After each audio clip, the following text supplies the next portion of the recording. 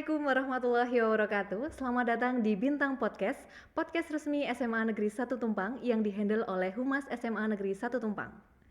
Perkenalkan, saya Novia Santi selaku host dalam podcast Ramadan episode 1.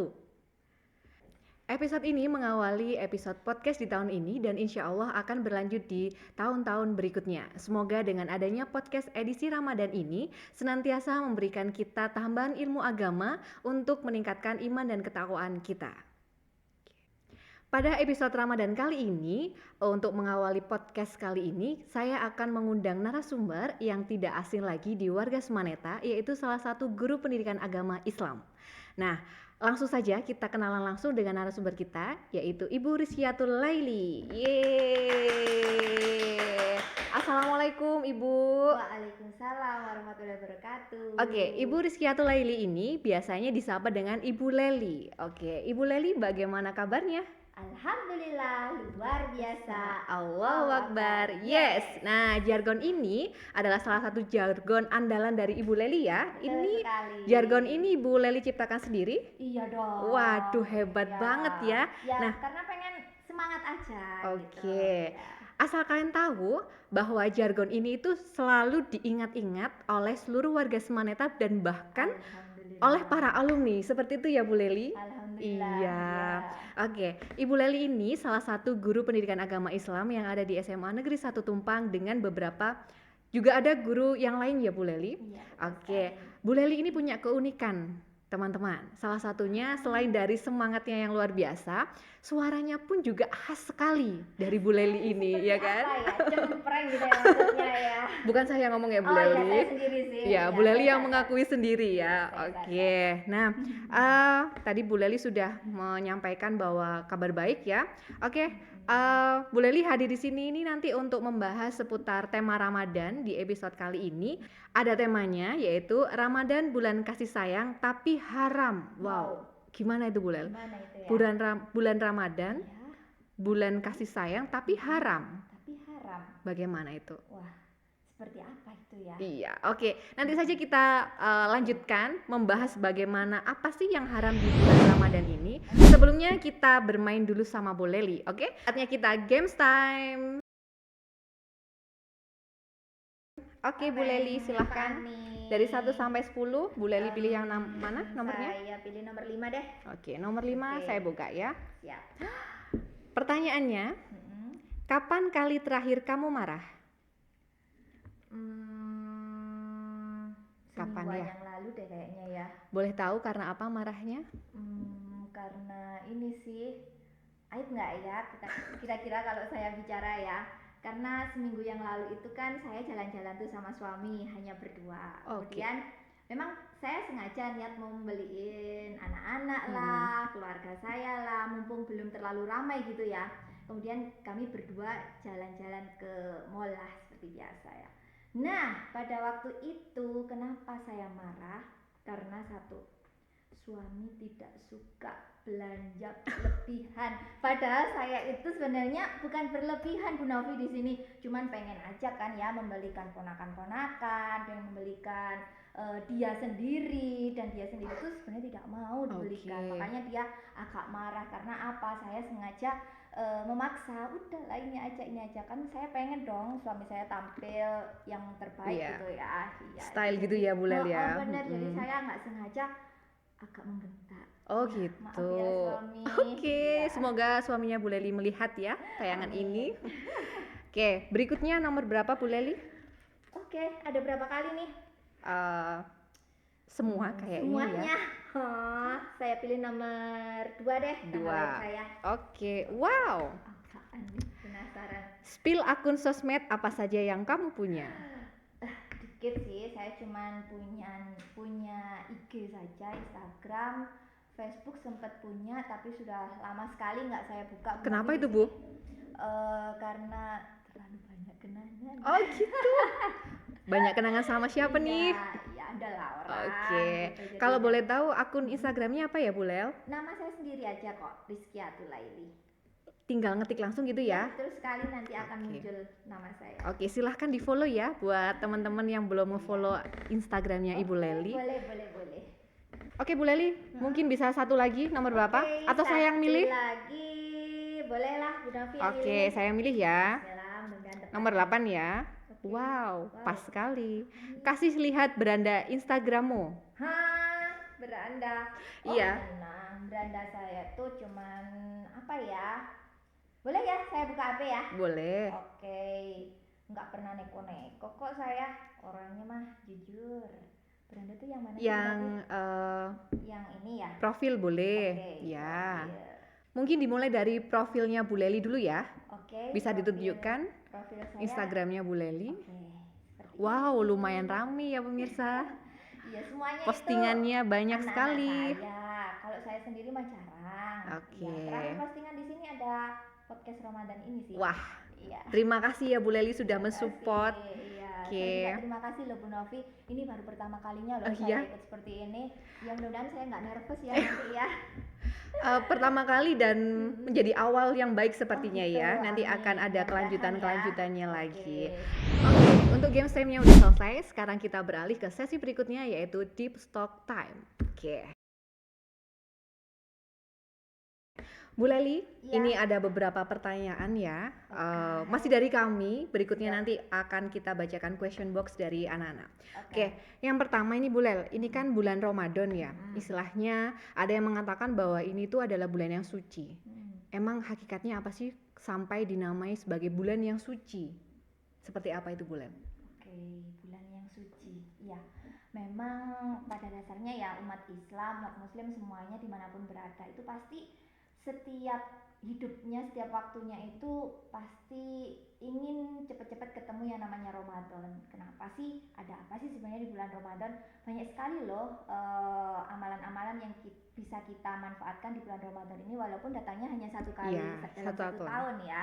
Iya, makanya dari sini banyak umat Muslim itu yang memang benar-benar menantikan ya Allah, dan bahkan mereka itu sempat berdoa Bu Novi di sini, ya Allah, semoga saya dipertemukan dengan bulan Ramadan berikutnya. Padahal bulan Ramadan yang belum kali ini selesai. belum selesai Iya, ya. betul. Iya, tapi mereka itu semuanya di dalam sholatnya itu mesti ada kata-kata ya Allah, semoga saya dipertemukan lagi dengan bulan Ramadan berikutnya.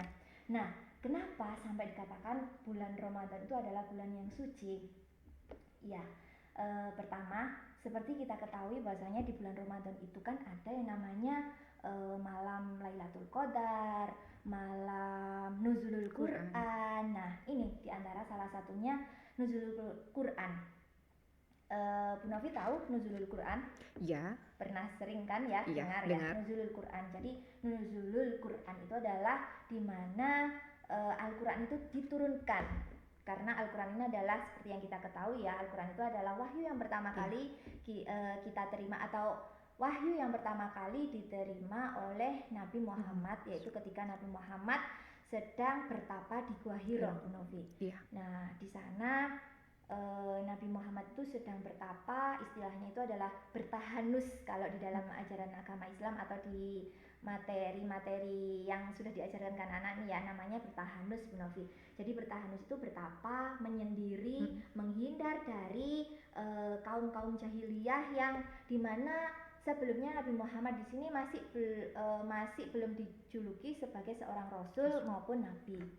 Jadi beliau itu memang sudah ada ciri-cirinya sejak kecil, yang diantaranya ciri-cirinya itu salah satunya adalah beliau ketika kecil itu pernah dibelah dadanya Bu Novi. Oleh siapa? Yaitu oleh malaikat Jibril dan juga malaikat Mikail. Malaikat Jibril dan malaikat Mikail itu diutus oleh Allah untuk membelah dadanya Nabi. Jelas. Sebenarnya Nabi Muhammad kan juga umatnya Allah kan ya. Manusia sama seperti kita, akan tapi beliau diberi keistimewaan, diberi mukjizat oleh Allah, diantaranya dibelah dadanya, kemudian dadanya dibelah, diambil hatinya dan disucikan oleh malaikat Jibril dan juga malaikat Mikail untuk disucikan. Jadi di sana itu dadanya dibelah, hatinya disucikan, dimasuki oleh sifat-sifat yang terbaik oleh Allah. Nah, itu diantaranya ciri-ciri kenabiannya sejak kecil. Kemudian kenapa lagi-lagi kita kembali ke bulan suci tadi ya, maaf ya kelewat batas. Nuzulul Quran. Jadi nuzulul Quran itu turun pada bulan Ramadan. Ya. Dan bulan Ramadan itu suci. Pada tanggal 17 Ramadan itu Al-Quran itu turun kepada Nabi Muhammad di Gua Hira melalui malaikat Jibril. Nah, kemudian malaikat Jibril itu mengutus kepada Muhammad, wahai Muhammad, Iqra. Ya. Sampai 3 kali Ya. malaikat Jibril itu berkata, Iqra ya Muhammad. Sampai 3 kali. Ternyata Muhammad masih belum menjadi seorang nabi, belum bisa membaca. Padahal Iqra itu artinya adalah membaca. Bacalah. Iya, bacalah wahai Muhammad. Tetapi Nabi Muhammad masih belum bisa membaca. Untuk itu turunlah surat Al-Alaq 1 sampai 5 yang berbunyi Bismillahirrahmanirrahim. Iqra bismi rabbikal ladzi khalaq, khalaqal insana min 'alaq. Iqra wa rabbukal akram alladzi 'allama bil qalam, 'allamal insana ma lam ya'lam. Nah, yang di dalam 5 ayat tersebut intinya di sana adalah kita disuruh untuk membaca dan membaca untuk kita dakwahkan kepada umat-umat yang lain, tidak hanya kepada Nabi Muhammad saja. Jadi di sini Nabi Muhammad, nabi yang pertama kali mendapatkan wahyu yaitu berupa Al-Qur'an yang kemudian diikuti oleh banyak kaum yang mau mengikuti ajaran Nabi Muhammad. Nah, di sini jadi dapat kita ambil kesimpulan bahwasanya di dalam momen Ramadan ini itu bisa dikatakan bulan suci, karena di dalam bulan Ramadan, tepatnya pada tanggal 17 Ramadan itu terdapat nuzulul Quran, di mana Al-Quran ini adalah Al-Quran yang menjadi pedoman hidup kita seumur hidup kita. Oke, jadi sucinya itu dari adanya momen nuzulul Quran tadi ya Bule ya. Oke. Termasuk amalan-amalan yang harus kita lakukan pada saat bulan Ramadan seperti berpuasa, melaksanakan sholat tarawih, tadarusan, seperti itu ya. Betul sekali Bu Novi. Nah, ini ngomong-ngomong tentang amalan itu Bu Novi ya, di dalam bulan Ramadan ini kenapa sangat dinantikan oleh semua umat muslim, karena amalan yang kita lakukan itu semua berlipat ganda. Contoh sekecil apapun Bu Novi ya, itu sudah berpahala. Coba sih Bu Novi sekarang, contoh apa yang kira-kira Bu Novi lakukan di bulan Ramadan yang menurut Bu Novi itu sepele? Coba. Tidur? Iya. Oke. Tidur itu kan bagian dari ibadah ya Bu Lel? Betul sekali, tidur di bulan Ramadan itu termasuk ibadah. Betul. Tapi kalau tidurnya selepas azan subuh kemudian bangun-bangun sebelum asar, boleh nggak Bu Lel? Itu tidur atau pingsan? Jadi nggak boleh ya Bu Lel? Oh iya, jadi nggak tahu aktivitas, nggak bisa bantu orang tua, nggak ngapa-ngapain, jadi sia-sia. Jadi tidurnya tidak lagi ibadah. Iya, harus secukupnya. Oke, secukupnya. Bukan berarti tidur untuk dari mulai subuh ya sampai nanti menjelang maghrib berbuka, sia-sia dong. Padahal kan kita hidup harus dimanfaatkan. Tidur itu hanya sebagai misalnya nih ya, saya contohkan anak saya sendiri ya, masih kelas TKA nih, TKP. Dia sudah saya ajarkan untuk puasa, akan tapi di siang bolong seperti sekarang ini pasti dia ngerasa lapar. Kalau udah duhur sih nggak apa-apa ya, silahkan berbuka. Tapi sebelum duhur godaannya itu luar biasa sekali. Jadi saya selaku orang tua itu kadang harus pinter-pinter mencari momen agar dia itu lupa bahwasanya dia itu sekarang puasa. Harus menahan makan, minum gitu kan ya. Untuk itu saya ajak cerita, kemudian saya pupuk sambil sholat, akhirnya dia tertidur. Nah seperti itu. Kalau kita Bu Novi ya, kita kan udah dewasa nih. Nah kadang kan nggak menutup kemungkinan kalau kita juga lapar kan, iya pasti lah ya itu. Nah cara menghindarinya kalau nggak dengan ngaji mungkin ya hal terakhir kita ya tidur. Untuk istilahnya apa ya, mencari semacam mengalihkan biar gak kerasa lapar. Jadi kita bisa tidur karena nanti hitungannya ibadah. Tapi kalau tidurnya itu mulai pagi sampai menjelang berbuka puasa itu sepertinya bukan lagi ibadah ya hitungannya, karena nggak tahu diri ya. Iyalah, semacam itu. Nah ya makanya itu tidak melakukan aktivitas yang bermanfaat. Nah oke Bu Leli. Nah ngomong-ngomong soal bulan puasa ini, itu kan katanya setan itu kan dikurung ya, tidak lagi setan berseliweran lagi. Tapi kenapa masih ada orang-orang yang ngajak melakukan aktivitas yang bertujuan untuk membatalkan puasa. Ya, seenggaknya untuk ngajak mokel, apalagi di kalangan anak-anak ya, mungkin di SMA Tumpang ini banyak sekali godaannya untuk ayo mokel yuk. Nah, gitu. Gimana Bu Lel? Coba, sadar nggak siapa yang bilang itu tadi? Siapa ya Bu Lel? Bu Novi kan? Iya. Apakah saya? Bu Novi kan? Iya, sebenarnya perlu diketahui ya. Itu kan sudah ada dalilnya ya, bahwasanya di bulan Ramadan setan-setan itu semuanya dipenjara, terbelenggu istilahnya ya. Iya. Nah, kok masih ada aja yang ngajak mokel lah, yang ngajak wibah lah, yang ngajak hal-hal yang membatalkan puasa. Bukan membatalkan, maksudnya mengurangi pahala puasa kita. Yang maaf, kalau membatalkan kan sudah ada sendiri ya. Iya. Mengurangi pahala puasa kita itu sebenarnya berasal dari diri kita sendiri. Jadi jangan seolah-olah kita itu menyalahkan setan. Iya, jangan menyalahkan setan. Bahwasanya setan itu ada di samping saya loh. Oh enggak ya, enggak kan enggak ngajak ya, enggak ngajak. Iya. Jadi itu kan semuanya kembali kepada diri kita ya. Setiap orang itu pasti punya nafsu. Nah, diantaranya nafsu ketika orang yang sedang berpuasa yaitu tadi yang ngajak mokel, kemudian yang diajak mokel ya mau. Berarti sama-sama dirinya itu adalah setan berbentuk orang. Oke. Bu Novi, secara singkatnya. Oke, berarti lebih kepada dirinya sendiri ya. Mau diajak mokel, mau diajak melakukan aktivitas yang mengurangi pahala, tergantung pada kita. Kalau kitanya tameng kita kuat, keimanan kita kuat, nggak tergoda ya insya Allah akan berlalu begitu saja, nggak akan tergoda. Gitu ya Bu Lel? Oke. Nah, terus nih Bu Lel, karena kita pembahasannya tentang Ramadan ya, masih lagi-lagi berkaitan dengan amalan-amalan di bulan Ramadan. Saya tuh pernah lihat artikel ya, ini mungkin bisa ditampilkan ya nanti teman-teman di rumah bisa melihat di layar kaca. Itu ada yang namanya berita-berita yang membahas mengenai sholat tarawih.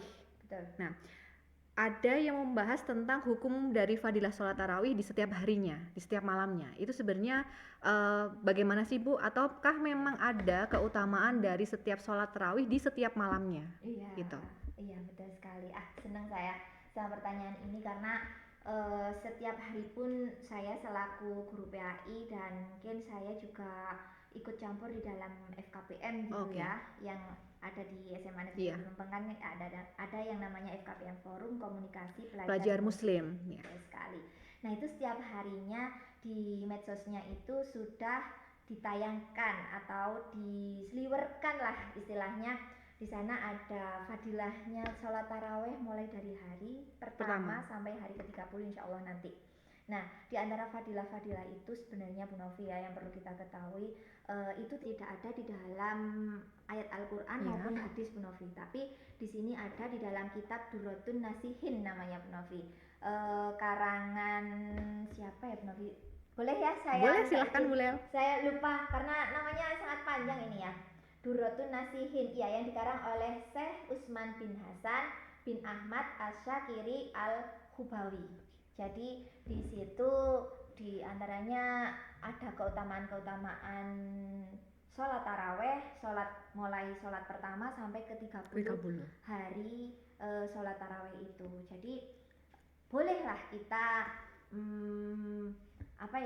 menjadikan keutamaan-keutamaan itu menjadi sebuah motivasi kita untuk ibadah, karena di dalam keutamaan-keutamaan itu juga istimewa sebenarnya yang memang di sana harus kita lakukan, walaupun sebenarnya sholat tarawih itu kan hukumnya sunnah. Ya, betul. Sunnah muakkad ya.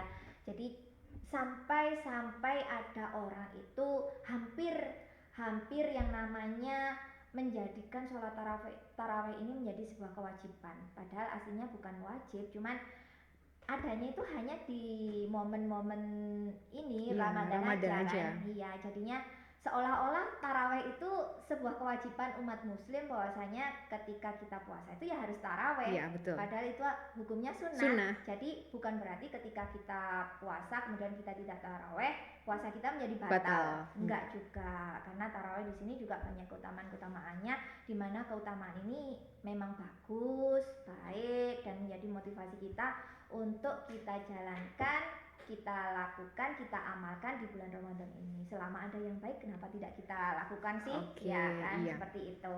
Oke Bu Lel, berarti Oke. keutamanya seperti itu ya. Untuk memotivasi agar orang-orang ini bisa mengikuti sholat tarawih dengan baik. Dengan Nah. baik, dengan istiqomah, dengan khusyuk, dengan ikhlas juga, karena kan banyak juga nih yang sholat tarawih tapi nggak ikhlas. Tapi kita menilainya dari masing-masing orang kan ya. Iya. Apa kita bisa menilai seseorang itu ikhlas atau enggak, kan nggak tahu. Itu hubungannya sudah dengan hablum minallah. Oke. Seperti itu. Oke Bu Lel, ada kalimat yang cukup membuat saya tertarik ya. Sholat tarawih dengan ikhlas, itu maksudnya bagaimana Bu Lel? Sholat tarawih dengan ikhlas. Sebenarnya ikhlas itu sendiri kan artinya hanya mengharapkan ridhonya Allah. Ya. Tidak mengharapkan ridho orang lain, tidak mengharapkan pujian dari orang lain, tidak mengharapkan apa-apa dari orang lain. Jadi semuanya kita serahkan kepada Allah. Dan kata ikhlas pun itu yang menilai juga hablum minallah, hubungannya dengan Allah. Kita sesama manusia aja kita mengucapkan saya beramal dengan ikhlas. Belum tentu ikhlas yang saya ucapkan itu diterima juga ikhlasnya oleh Allah. Jadi hubungannya dengan Allah. Dan salah satu ciri orang yang ikhlas itu tidak mengharapkan imbalan tadi itu kan ya. Tidak mengharapkan imbalan, tanpa pamrih, dan benar-benar sudah apa yang saya lakukan sekarang mudah-mudahan diterima oleh Allah. Itu aja. Masalah nanti diganti oleh Allah, masalah nanti diberikan pahala oleh Allah seberapa, sudah itu urusannya dengan Allah. Yang penting kita sudah saya hanya mengharapkan ridhonya Allah. Karena seperti kita ketahui, berharap hanya boleh berharap kepada Allah. Oke. Baik, Lailatul Qadar. Ya, Lailatul Qadar itu sendiri apa sih artinya sebenarnya ya? Lailatul Qadar itu adalah malam yang mulia yang hanya ada di dalam bulan Ramadan. Betul sekali kan ya. Tidak ada malam-malam mulia selain malam Lailatul Qadar di bulan Ramadan ini. Nah, mengutip dari bukunya Buya Hamka, di bukunya yang berjudul Al-Azhar itu ya, di sana bahwasanya disebutkan siapapun orangnya, umat muslim ya, yang mau menjalankan ibadah di bulan maksudnya di malam Lailatul Qadar ini, maka dia akan diberikan pahala sebanyak 1000 bulan lamanya, atau bisa disimpulkan bahwasanya ada 80 tahun 4 bulan seperti itu amalan yang akan diberikan. Jadi lebih utama atau lebih istimewa dan sangat istimewa ya Bu Lel ya. Istimewa sekali dibanding malam-malam yang lain ya. Itu. Bulan Ramadan sendiri sudah bulan yang istimewa seperti dikatakan dulu di awal ya, adalah bulan yang suci. Sekarang di dalam bulan yang suci itu masih ada bulan yang malam yang istimewa seperti itu ya Bu Lel, yang mulia. Oke. Jadi seperti itu ya Bu Lel untuk malam Lailatul Qadar. Iya, dan perlu diketahui malam Lailatul Qadar itu juga ada keutamaan-keutamaannya. Pertama itu kan adanya turunnya Al-Qur'an, kemudian mendapatkan berkah dari Allah, terus turunnya malaikat di situ, dan siapapun yang melaksanakan ibadah di situ akan dilipat gandakan, berlipat ganda, yang kelipatannya ini hanya Allah yang tahu. Seperti itu. Oke Bu Lel, berkaitan dengan malam Lailatul Qadar itu kan berarti tepatnya di 10 hari terakhir ya Bu Lel ya. Nah 10 hari terakhir. Sedangkan di daerah kita atau di negara kita di Indonesia itu kan ada 2 organisasi yang berbasis keagamaan, ada Muhammadiyah dan NU. Nah seringkali terutama di tahun ini ya, untuk awal puasa itu kan berbeda. Ya, Muhammadiyah lebih dulu menjalankan ibadah puasa ketimbang dari yang NU seperti itu. Nah, kemudian bagaimana penghitungan ganjil genapnya di 10 hari terakhir untuk malam Lailatul Qadar ini? Iya, ini sangat menarik sekali ya, dan kadang dari beberapa tokoh atau dari diri kita sendiri aja, lingkungan kita itu banyak yang ingin menanyakan hal tersebut karena kadang juga malah menjadi sebuah perdebatan, perselisihan gitu kan, betul. Tidak menutup kemungkinan seperti itu. Jadi apa apa sih sebenarnya kita itu loh umat Islam, di mana umat Islam itu kan yang cinta damai. Ya, NU Muhammadiyah itu kan hanya sebuah organisasi, iya betul. di mana tujuannya itu semuanya pasti sama, hanya ingin mengharapkan ridhonya Allah, beribadah kepada Allah.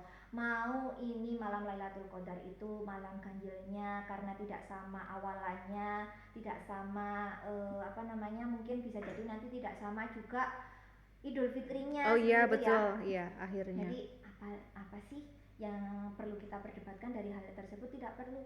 Yang penting kita tahu bahwasanya di malam 10 hari terakhir bulan Ramadan itu adalah malam hari yang mulia. Jadi terutama di malam-malam ganjil seperti itu kan yang disebut-sebutkan sebelumnya, kita tidak usah memperdebatkan kapan malam ganjil itu kan awalnya beda. Jadi ganjilnya juga beda seperti itu. Betul.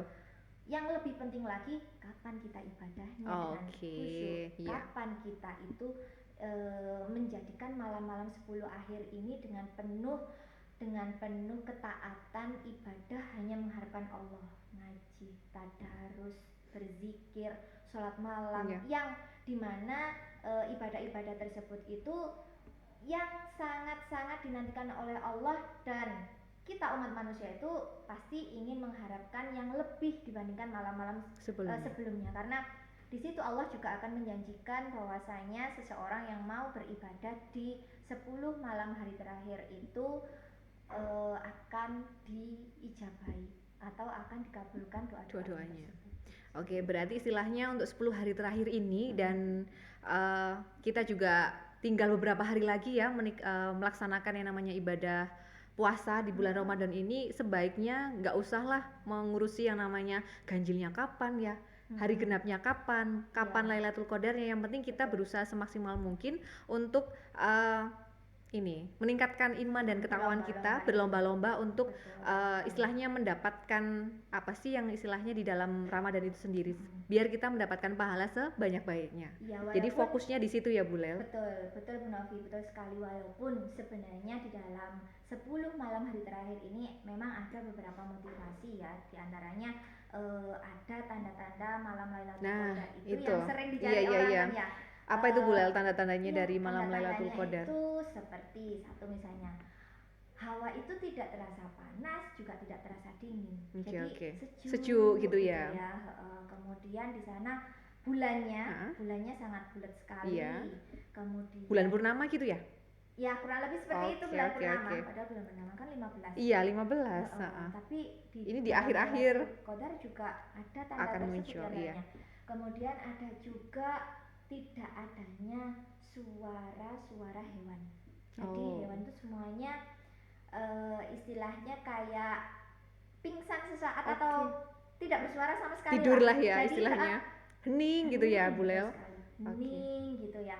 Kemudian besoknya suasana atau cuacanya itu juga sangat cerah sekali. Cerah yang nggak terlalu panas tapi enak gitu ya Bu Lel. Itu kan tidak semua orang bisa mendapatkan seperti itu Bu Novi.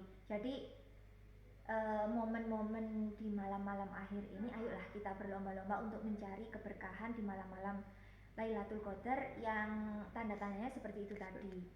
Nah, tentunya tidak menutup kemungkinan seseorang itu kan akan menanti, daripada kita menanti dengan diam, dengan melihat medsos, dengan nonton apapun itu, kan lebih baik kita ngaji. Ya kan ya, beribadah, berzikir, mendekatkan diri kepada Allah, itu akan lebih bermanfaat. Mau nanti itu malam Lailatul Qadar atau itu bukan malam Lailatul Qadar, kita tetap mendapatkan pahala dari Allah, seperti itu. Dan Bu Novi juga ya, kemarin di masjid saya itu ya Bu Novi, setiap bulan Ramadan itu ada satu malam yang dimana malam itu ada diisi oleh Abuya Hasan dari Pondok Pesantren di Gubuk Klaka Darus Saadah itu ya. Beliau kan ulama yang sudah sangat tersohor di sana ya, sangat terkenal, dan ilmunya juga, wawasannya juga sangat luas sekali. Berdasarkan kitab yang kita pelajari di situ, malam Lailatul Qadar jika kita mengawalinya itu di hari Selasa, maka malam Lailatul Qadar itu akan turun di tanggal atau di tanggal 27 di malam 27 Ramadan. Itu berdasarkan kitab, dan kitabnya apa saya lupa, maaf. Iya. Ini hanya sebagai motivasi Iya. saja sebenarnya. Kembali lagi bahwasanya 10 malam hari terakhir itu adalah malam yang baik. Kita berlomba-lomba. Jadi tidak haruslah malam 27, malam 23, malam 21, karena kita juga ada perbedaan seperti itu tadi ya, awalannya berbeda. Jadi baiklah kita malam 10 hari terakhir ini kita berlomba-lomba, maksimalkan untuk ibadah. Oke Bu Lel, ini menarik ya memang ya pembahasan tentang Ramadan ini, karena istilahnya ibadah kita sesimpel apapun seperti yang diomongkan tadi, sekecil apapun itu pahalanya sangat luar biasa. Betul. Ya kan, istilahnya dilipat gandakan berlebih gitu. Nah, ini ada pernah ya kita membahas juga mengenai kita kan sholat itu kewajiban. Betul. Entah itu nanti ketambahan dengan sholat sunnah atau amalan ibadah yang lainnya. Nah, kadang itu ada amalan-amalan yang kita harus lakukan biar kita mendapatkan sebuah imbalan ini. Contohnya mungkin kita sholat duha karena tertarik dengan ganjarannya, yaitu berkaitan dengan rezeki yang akan kita dapatkan. Seperti yang mungkin di dalam doa setelah sholat duha itu kan ada kalimat, jika rezekiku di langit turunkanlah, jika rezekiku di bumi maka keluarkanlah, dan sebagainya. Itu bagaimana Bu Lel? Jadi memang orang ketika masih awam mungkin ya, masih awal untuk melakukan ibadah-ibadah yang tentunya ibadah itu kan sebenarnya bukan ibadah wajib saja, ibadah sunnah pun juga kita lakukan. Dan dimana ketika kita itu beribadah yang sunnah itu bukan hanyalah, tapi itu adalah tambahan pahala selain kita mengerjakan ibadah-ibadah wajib itu. Di antaranya kita sholat duha. Kemudian di dalam sholat duha, karena di dalam sholat duha kita berdoa ingin mendapatkan rezeki, dan rezeki pun itu bukan hanya berupa materi saja, rezeki sehat, nikmat yang luar biasa, kita bisa menghirup udara segar dengan bebas, dengan jiwa yang sehat seperti itu. Itu memang awalan saja ya, karena seseorang itu kan biasanya kalau tidak dimotivasi dengan hal-hal yang baik maka apa sih, itu aja kan ya, menyepelekan seperti itu. Jadi kita di sini harus bisa juga mencari motivasi-motivasi yang baik agar kita juga semangat untuk mengerjakannya. Mungkin awalnya karena sesuatu hal, tapi karena terbiasa dan karena itu sudah dilakukan setiap hari jadinya biasa. Jadi seolah-olah ketika saya tidak melaksanakan sholat duha, walaupun sholat duha ini bukan wajib, seolah-olah hidup kita ada yang kurang gitu ya. Seperti kita masak tanpa garam, kan ada sesuatu gitu ya, sesuatu yang kurang. Jadi, tapi bukan seolah-olah yang pertama itu karena kita ingin sesuatunya itu tadi, tapi tetap kembali lagi kita hanya berharap ridhonya Allah. Jika kita memang sholatnya itu secara ikhlas, khusyuk, tawadhu, dan memang benar-benar hanya ingin mengharapkan ridhonya Allah dengan doa-doa itu tadi, rezeki yang masih di bumi maka keluarkanlah, yang di langit maka turunkanlah, yang haram halalkanlah, yang jauh dekatkanlah. Nah itu kita memintanya hanya kepada Allah. Toh nanti Allah ketika kita menjalankannya dengan ikhlas, dengan khusyuk, dengan istiqomah, nah itu insya Allah juga pasti akan memudahkan. Oke. Seru sekali ya pembicaraan kali ini ya, episode kali ini gitu mengenai bulan suci Ramadan, dan sepertinya materi-materi yang kita jelaskan tadi sudah dijelaskan oleh Bu Leli dalam kelas ya Bu?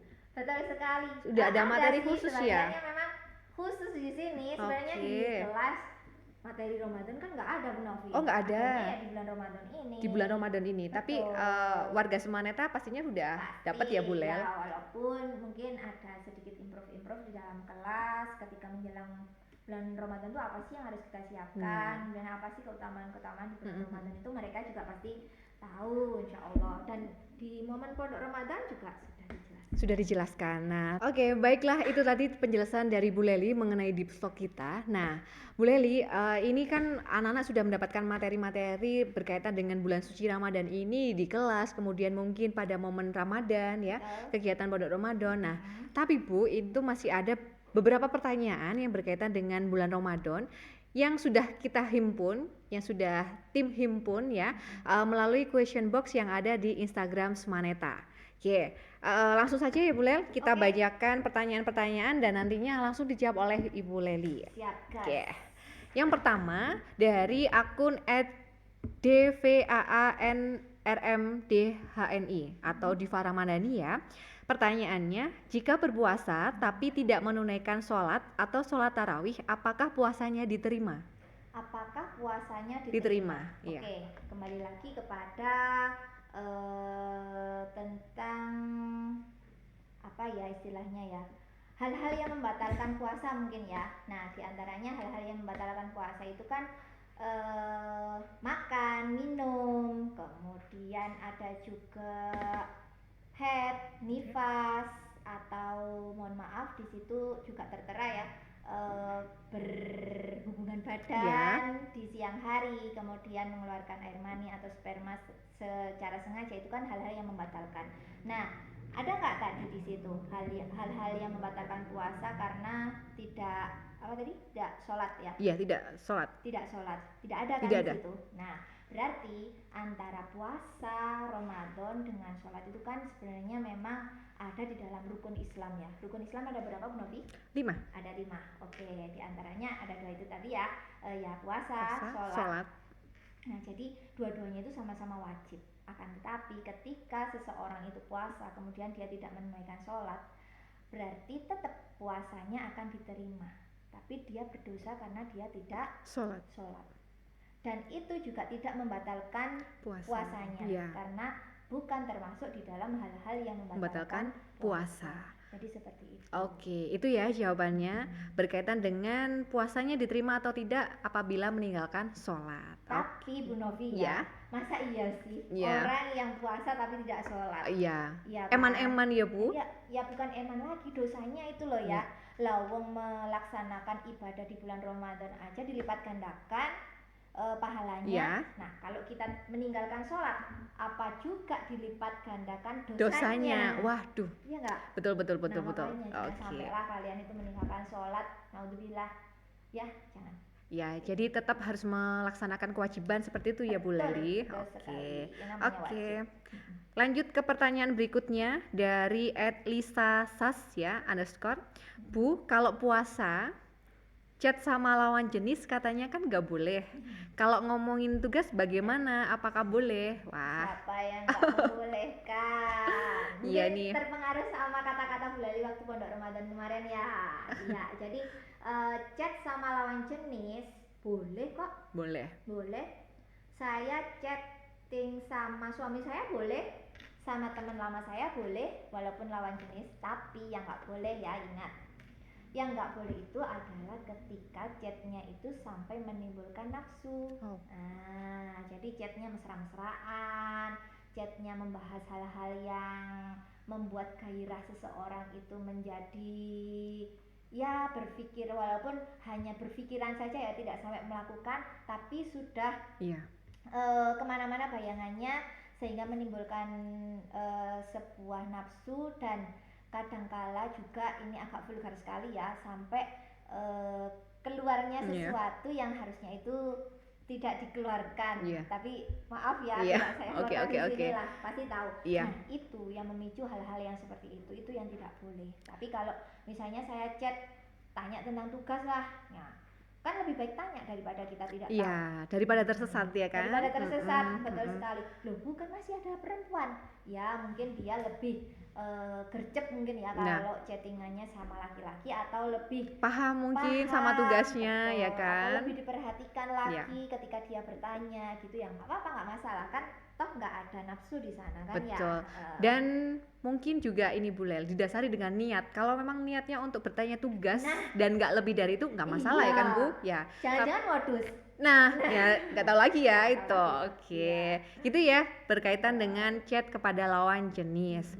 Oke, pertanyaan berikutnya dari SHNT NVT Sinta Novita. Ini kayaknya salah satu dari Bapak Ibu guru di sini ya Bu Lel. Kok Bapak? Mohon maaf Ibu. Salah satu Ibu guru di SMA Negeri 1 Tumpang. Pertanyaannya, tersesat. Bu Laili, Apakah boleh ikut tarawih via Zoom? Via Zoom, taraweh via Zoom. Online berarti ya? Online, betul sekali. Begini Bu Sinta, kemarin itu sempat saya singgung sih waktu Pondok Ramadan bersama anak-anak di masjid itu ya, bahwasanya syarat sahnya sholat itu diantaranya kita harus berada di satu tempat. Ya, dengan Berada imam. di satu tempat. Misalnya imamnya ada di masjid, tapi makmumnya ada di rumahnya sendiri. Padahal kata si makmum ini kan saya sudah dengar di rumah saya, melalui rumah saya saja si imam Kedengaran. sedang melakukan kegiatan apa itu sujud rukuk kan kedengaran. Apakah boleh? Tidak boleh. Jadi tetap kita harus berada di satu tempat. Dan di satu tempat pun itu softnya saja sudah diatur, Bu Sinta.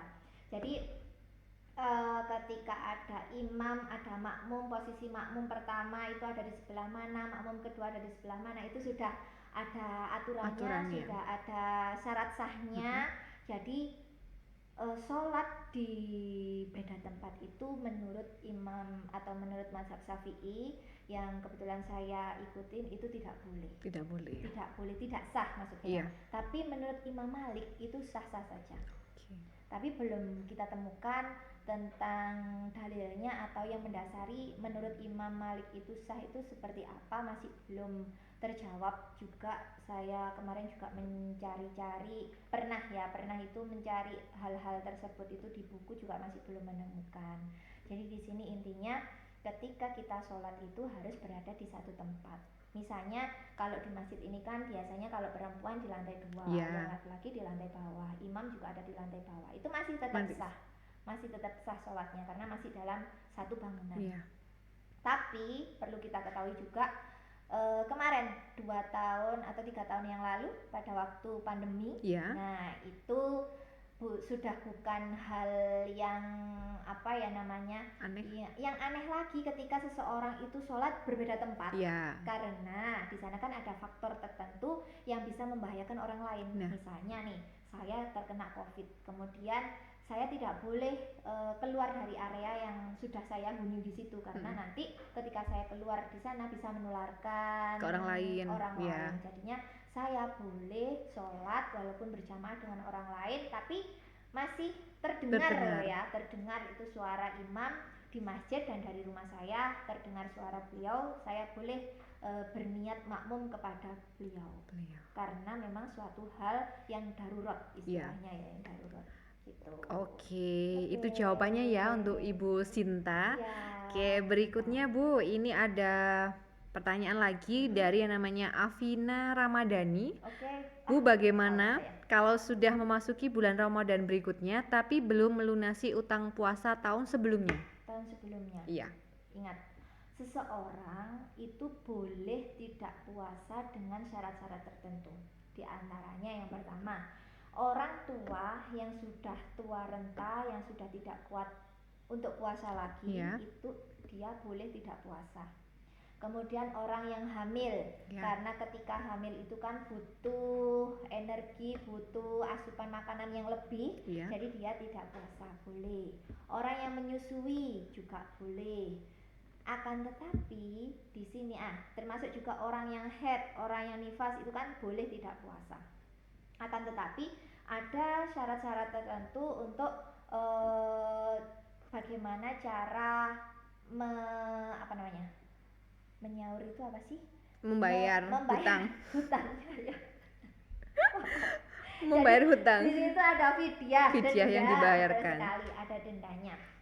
Khusus untuk orang yang orang tua yang sudah tidak kuat puasa lagi, dia cukup membayar fidyah saja. Dan fidyah itu diperhitungkan menurut ulama-ulama dan menurut kitab-kitab yang ada itu dalam satu hari kita harus membayarnya sebesar 1 mud. 1 mud itu kalau dikilokan sama dengan 1,5 kilogram beras. Kalau untuk nominal uangnya, ulama itu sudah sepakat bahwasanya 1 hari itu nominalnya ada 50.000.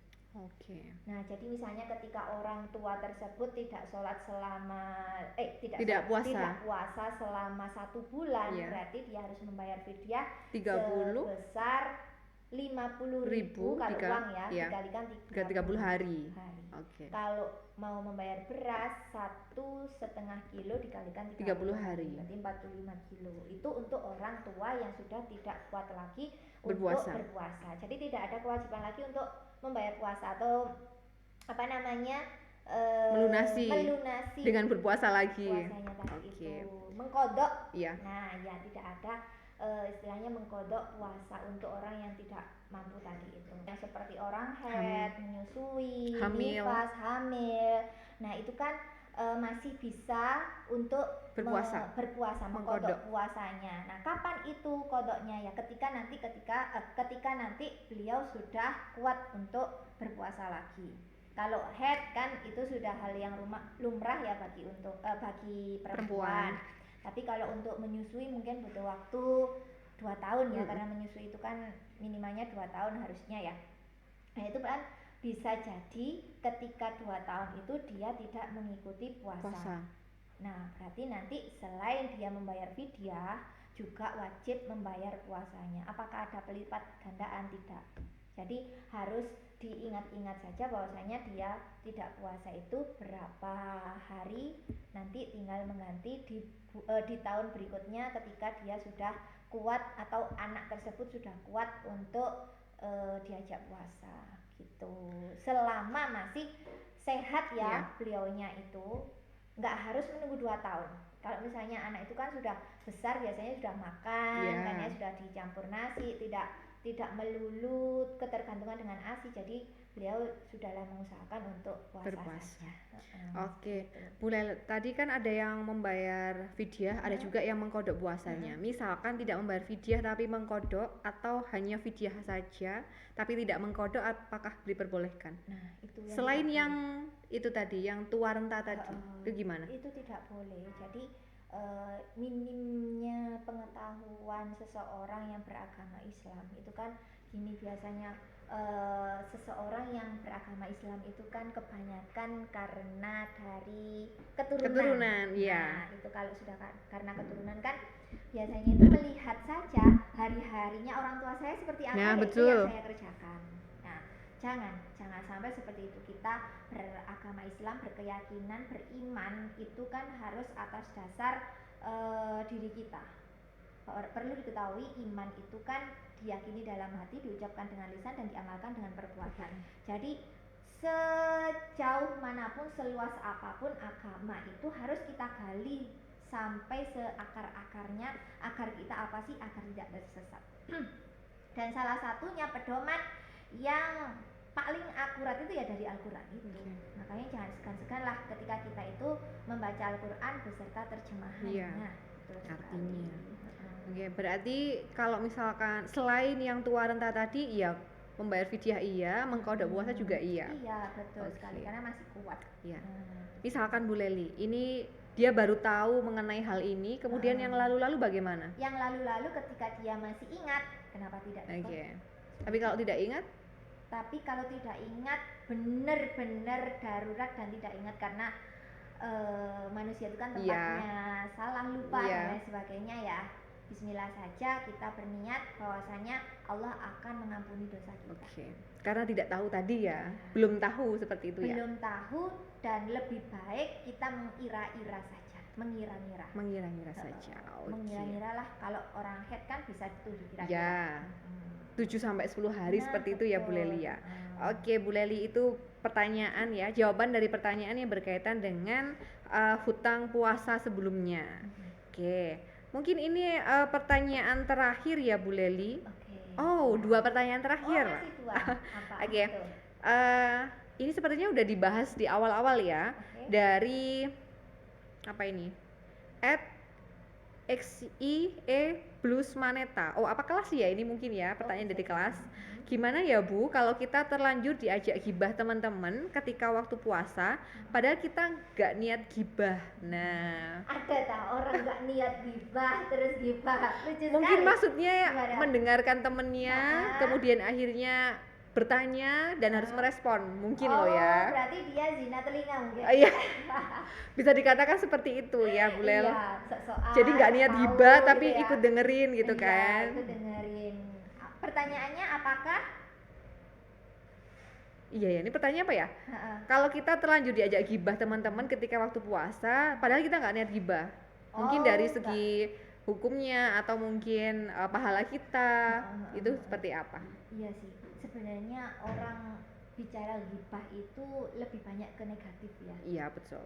Padahal orang bergibah itu belum tentu negatif ya. Oke. Karena orang ketika membicarakan seseorang itu kan kadang membicarakan kebaikannya, juga Ya, tidak menutup bisa kemungkinan jadi. kan ya bisa jadi seperti itu. Dan memang yang banyak terjadi di lingkungan kita itu ya membicarakan Sisi sisi negatifnya, ya negatifnya. kan? Itu lebih mudah sepertinya, memang Betul, lebih betul. mudah. Nah itu makanya ketika ada orang yang membicarakan hal-hal negatif dari orang lain, itu sebaiknya sebagai umat muslim, sebagai umat Islam yang baik, kita saling mengingatkan. Wis, nggak usah lah, cukup sampai di sini aja. Sudah, itu urusan orang lain. Kita nggak usah perlu tahu, nggak ada untungnya juga. Jadi sesama manusia, sesama umat muslim, kita Ya. saling Mengingatkan. mengingatkan. Oke. Ketika ada orang yang agak nyeleneh, wis nyeleneh ini, ayo kita luruskan lagi. Sudah teman, ini kita sedang puasa, sia-sia juga kita puasanya ketika kita sudah puasa tapi membicarakan orang lain. Kalau kita membicarakan kebaikan orang lain, mungkin bisa jadi dari kebaikan itu kita bisa mengambil hikmah yang terbaik. Jadi sisi positifnya itu di mana? Itu yang kita ambil hikmahnya. Iya. Jadi bukan berarti kalau ada positifnya seseorang kemudian kita membicarakan tapi Loh. ada begininya. Nah, itu jangan. Oke. Lebih baik seperti itu. Jadi harus selalu berhusnudzon. Husnudzon, Ya, ya. jangan sampai salah ya Bu Lel. Berhusnudzon selalu terhadap semuanya, semua orang yang ada di sekitar kita. Tapi ingat ya, ghibah bukan membatalkan puasa, Oke. tapi Mengurangi mengurangi pahala puasa. Oke. Baiklah, satu pertanyaan lagi ya Bu Leli. Oke. Tinggal satu ini, the last question yang kita himpun dari Instagram Seman Satu Tumpang. Oke. Nih, dari 1058.yna. Bu, saya habis diterangkan Ustadz, sholat Jumat di sekolah itu banyak syarat yang tidak terpenuhi menjadi tidak sah. Lantas bagaimana Bu para laki-laki yang sholat Jumat di sekolahan? Itu menurut kitab yang saya pelajari. Oh, menurut kitab yang Anda pelajari ya. Tapi Iya. sayangnya tidak disebutkan ya kitab Iya, apa makanya gitu ya. apa itu tidak disebutkan. Oke. Baik, akan saya jawab ya. Itu terima kasih sekali pertanyaannya, dan mungkin ini kan yang mendengarkan termasuk siswa-siswi Semanetas ini Ya, yang betul. setiap hari Jumat itu melaksanakan Sholat sholat Jumat Jumat di Masjid Masjid. Al-Firdaus ini. Baik, akan saya jawab bahwasanya di sini ada 5 syarat wajib yang harus dipenuhi ketika seseorang itu melaksanakan sholat Jumat. Yang pertama, dia harus berakal balik ya, itu Ya. sudah pasti. Yang kedua, dia adalah maaf, ada yang kurang, berakal balik dan Islam pastinya. Ya, orang Ya. non-muslim kan nggak boleh Iya. kan sholat Jumat ya. Dan yang kedua, dia itu adalah seorang laki-laki. Laki. Tapi tidak menutup kemungkinan perempuan juga boleh sholat Jumat. Oke. Boleh sholat Jumat. Tapi yang wajib adalah seorang laki-laki. Dan yang ketiga adalah dia harus merdeka. Merdeka ini intinya dia tidak terikat oleh seseorang yang merdeka itu adalah hamba sahaya yang mampu melaksanakannya. Jadi di sini ada syaratnya juga, dia adalah seorang yang merdeka. Dan yang keempat itu, ini mungkin yang jadi perdebatan, yang mungkin jadi juga pertanyaan dari siapa tadi, si laki-laki itu ya, menetap di tempat dilaksanakannya sholat Jumat. Jadi memang seseorang itu ketika sholat Jumat itu harus menetap. Nah, menetapnya seseorang itu minimal 4 hari. Oke. Bayangkan, mereka yang siswa-siswi SMA ini menetap di SMA walaupun tidak tidur di sini itu sudah berapa tahun? Oke. Nah, kan, Iya. kalau kita dalam keadaan sekolah itu kan 3 tahun, kita sudah disebut mukimin. Istilahnya itu adalah Mukimin. seorang mukimin, dimana kita 3 tahun hari-harinya kan ada Iya. di sekolah. Bahkan banyak waktu habis itu ya di sekolah. Di sekolah, Ini benar. lebih banyak di sekolah daripada Di rumah. Iya. Nah, makanya kita sudah disebut sebagai seorang mukimin, dan syah juga ketika kita itu Melaksanakan. sholat Jumat di masjid yang ada di sekolah. Oke. Begitu. Dan syaratnya pun juga sudah terpenuhi. Sudah lebih dari 40 Orang. lebih bahkan. Lebih banget ya, Bu. Lebih banget sudah. Di sini berapa hampir ratus. 1000 siswa, Betul, ya kan? Itu kalau di total dengan perempuan ya. Iya. Laki-laki kan 500 lebih Iya, ya betul. mungkin. Oke. Seperti Jadi jawabannya itu. seperti itu ya, Bu Leli? Jawabannya seperti itu. Ya, mohon maaf jika memang masih ada jawaban-jawaban yang kurang memuaskan mungkin, atau karena keterbatasan ilmu yang saya miliki. Mohon maaf dan mudah-mudahan bisa diterima ya, Bu Novi. Insya Allah bisa diterima Saya oleh gitu. pemirsa yang ada di rumah, termasuk warga Semaneta ya. Iya, mungkin nanti kalau masih kurang jelas dan butuh dalil atau apalah yang lebih spesifik Iya. lagi, bisa ditanyakan di lain hari, atau entah di kelas atau di kemudian hari, atau bisa jadi ditanyakan ke guru yang lain mungkin ya. Dari Bu Leli, Bu Leli menjelaskannya masih sebatas itu aja. Mungkin Pak Lutfi, Pak Fatkur atau Bu Ilun lebih detail lagi. Iya, boleh boleh. silakan. Oke, sangat terbuka gitu ya Bu Leli ya. Betul. Jadi biar kita bisa mencari dari beberapa versi mungkin sesuai dengan apa yang kalian mau. Sampai mana sih ya kalian memahami berkaitan dengan apa yang kalian tanyakan. Oke, terima kasih Bu Leli atas waktunya, dan kita sudah banyak sharing-sharing ya hari ini berkaitan dengan Ramadan, dan sudah selesai podcast episode pertama ini di edisi Ramadan kali ini, dan nantinya akan ada edisi yang kedua insya Allah, dan semoga berlanjut di tahun-tahun berikutnya. Mohon doa restu semuanya. Mudah-mudahan kita sehat ya. Amin, Sehat, amin, dan amin. Bisa dipertemukan dengan bulan Ramadan berikutnya. Amin ya robbal alamin. Baiklah, cukup sampai di sini untuk episode hari ini. Semoga dari apa yang kita bahas hari ini bisa memberikan banyak manfaat bagi kita semua. Baiklah, saya selaku host mohon maaf jika ada salah kata. Sampai jumpa di episode berikutnya, dan wassalamualaikum warahmatullahi wabarakatuh. Bye-bye. Oke, terima kasih Bu Leli. Oke. Selamat